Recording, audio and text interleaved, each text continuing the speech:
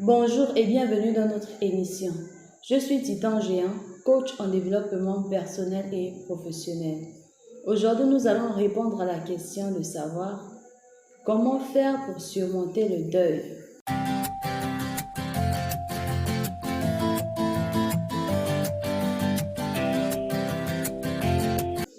Pour savoir comment faire pour surmonter le deuil, il est important pour nous d'apprendre à comprendre et connaître c'est quoi l'état de deuil.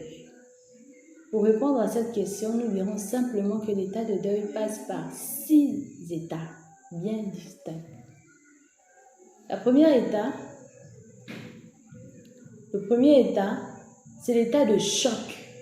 Lorsqu'on nous annonce le décès d'un proche, le décès de quelqu'un qu'on connaît, on est sous le choc. Et lorsqu'on est sous le choc, parfois on fait beaucoup d'erreurs parce qu'on dit ce qu'il ne faut pas dire. Et en état de choc, on fait des révélations qui emmènent parfois à la division dans les familles.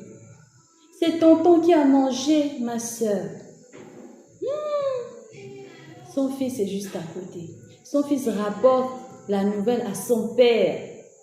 Son père qui ne se reconnaît pas dans ce décès. Après examen, on découvre que ta soeur est morte du paludisme. Ta soeur est morte d'un AVC. Ta soeur est morte d'une appendicite mal traitée. La famille est déjà divisée, la famille est déjà déchirée à cause de l'état numéro 1, l'état de choc. Dans cet état, nous devons faire très attention parce que cet état détermine aussi le déroulement de toute la cérémonie.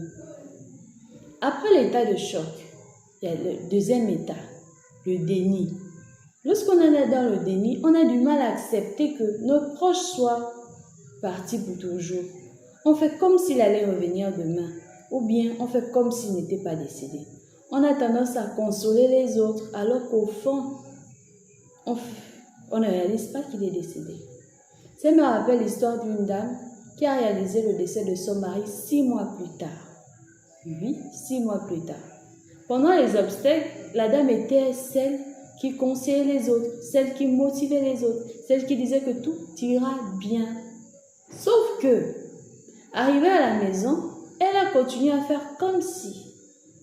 Mais le jour où il fallait recharger son compteur, parce que c'était son mari qui s'acquittait de cette charge, le jour où sa maison était dans l'obscurité, elle s'est vue recharger le compteur. Elle a introduit le premier numéro. Et au deuxième numéro, la femme s'est exclamée. Elle a crié « Édouard! Édouard !» Elle a eu tellement mal. Les voisins sont venus essayer de consoler la dame. Elle pleurait, elle s'envolait parce que pour elle, c'était à ce moment-là qu'elle perdait son mari.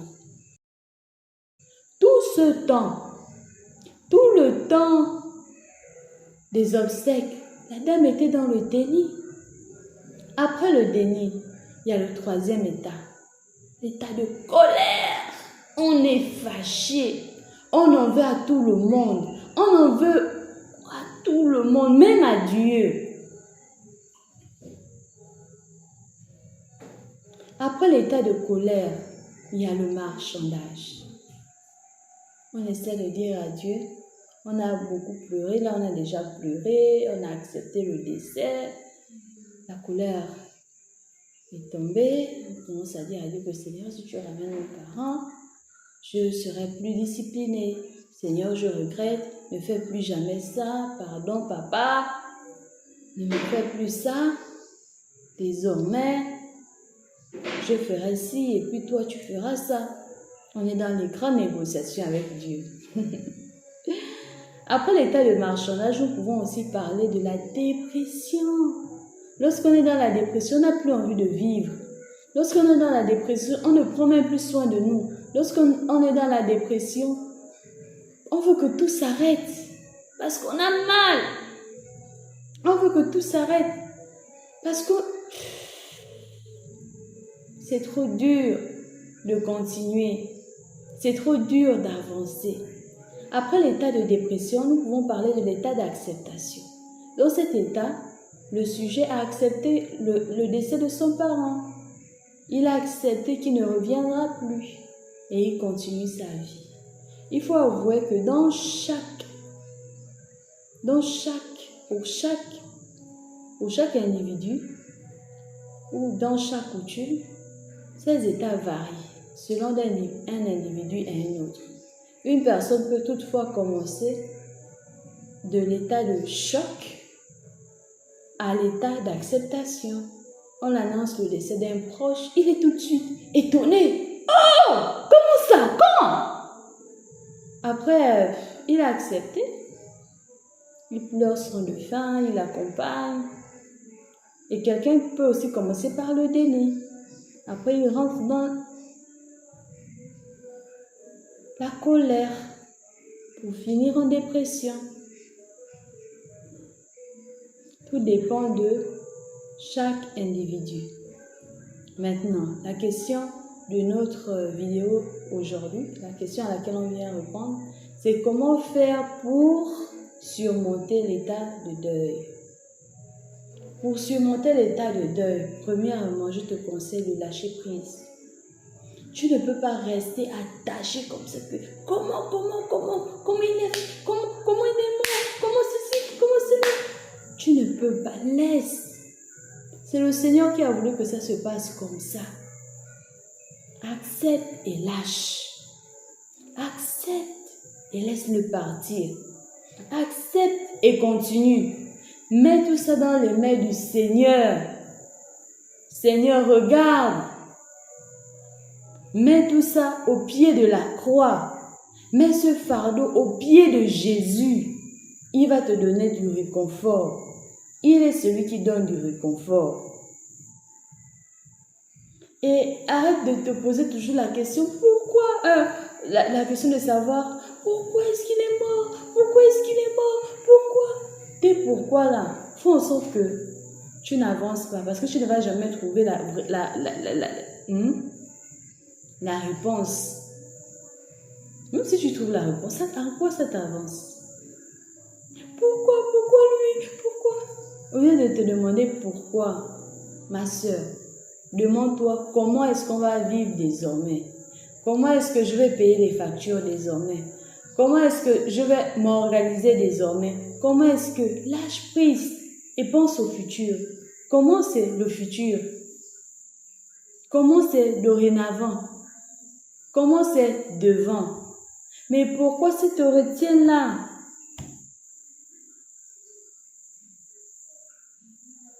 N'aie pas peur de pleurer ta douleur. N'aie pas peur de crier. N'aie pas honte de casser les verres. Réfugie-toi dans un endroit où tu peux être seul. Peut-être dans ta salle de bain. Tu vas écrire tout ce qui t'angoisse. Tu vas écrire tout ce qui t'angoisse. Tu vas mettre des mots sur tes larmes. Après, tu brûles cela. Tu vas écrire tout ce qui te retient dans ton cœur. Après cela, tu brûles. Nous avons dit premièrement, mettre tout cela au pied de Jésus. Lâche prise. Pour apprendre à surmonter le deuil, premièrement, lâche prise. Deuxièmement, arrête de te poser la question pourquoi? Commence à te poser des questions. Comment est-ce que dorénavant, comment est-ce que je vais faire désormais? Comment est-ce que je vais faire désormais? Comment est-ce que, au lieu de pourquoi? Après, comment est-ce que? Troisième manière de surmonter cela, c'est trouver un endroit tout calme où tu peux être seul pour écrire ta douleur, pour mettre des mots sur ta douleur. Si tu as envie de crier, vas-y, crie! Libère-toi. Si tu veux écrire, vas-y, écris-le. Écris ce que tu ressens, après brûle. Si tu as envie de casser les verres, casse les verres en parlant, casse les verres en te libérant. Casse les verres, mais ne reste pas comme ça. sévère en te libérant. Mais ne reste pas comme ça. Appelle le Seigneur, il va t'aider. Appelle le Seigneur, mets ça sur ses pieds, à ses pieds. Mais vis, parce que le Seigneur a besoin que tu continues à vivre. Le Seigneur a besoin que tu parles de lui. Le Seigneur a besoin que tu travailles pour lui, que tu œuvres pour lui. La mort de ton proche ne doit pas t'éloigner du Seigneur, au contraire. La mort de ton proche doit te maintenir près du Seigneur. Le Seigneur sait ce qu'il fait. Il sait où il veut t'emmener. Il sait quel est le témoignage que tu vas rendre. Dans 5 ans, dans 10 ans, dans 1 an, dans 1 mois, dans 2 jours. Le Seigneur sait pourquoi il te fait passer par cela. Sois fidèle. Jésus, il a pleuré Lazare. Quand on l'a annoncé que son ami est décédé, avant de le ressusciter, il a pleuré Lazare. Il a éprouvé du chagrin. Pourquoi toi tu te retiens? Pourquoi toi tu as honte? Pourquoi toi tu as mal? Tu as honte de pleurer. Tu as mal de...